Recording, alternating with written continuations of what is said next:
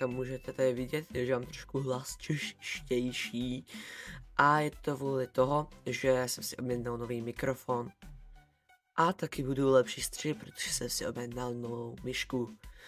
V dnešním videu můžete vidět, jak budem je rozbalovat. Proč to tak natáčím? Protože jsem to celkově šťastný, protože už jsem jako dlouho nějakou věc si sám takhle nekoupil, třeba jako mikrofon, a jsem za to rád, protože doteď jsem používal tento mikrofon na sluchátkách a je to podle mě teďka lepší, když mám tady tenhle mikrofon. Takže já už končím a užijte si část videa. Tady jsme u mikrofonu, jak vidíte, tak to je ten nový, jmenuje se podle mě Hyper X něco, teďka si nejsem jistý, Solocast.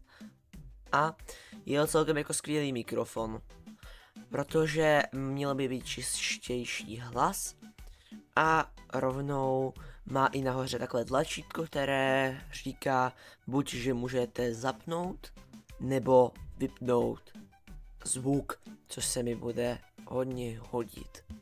Co se týče takového přeskakujícího hlasu, který můžete slyšet často ve videích, tak ten mikrofon ještě není úplně nastavený. Tady můžeme vidět Kincheba, jak se snaží zapojit mikrofon a jak už je zapojený. Vidíte, že se vypne automaticky, co jak kdyby zmáčknu tlačítko, ať nemá snímat zvuk. Takže on dokonce snímá ten mikrofon na dálku a vrhneme se teďka na myšku. Co se děje? Dostal jsem tady novou myšku a byl jsem extrémně šťastný, protože moje minulá myška se nechci nějak říkat stála jako hodně malo a tam ta kvalita, když jsem s ní trošku zatřásl, tak řekneme to, že se vypojila.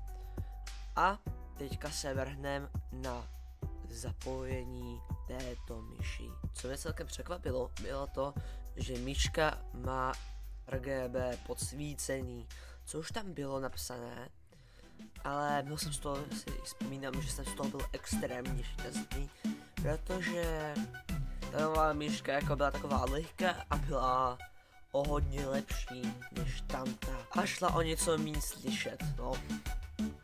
A jinak pro dnešek, tady tomhle videu to stačí a zatím čus.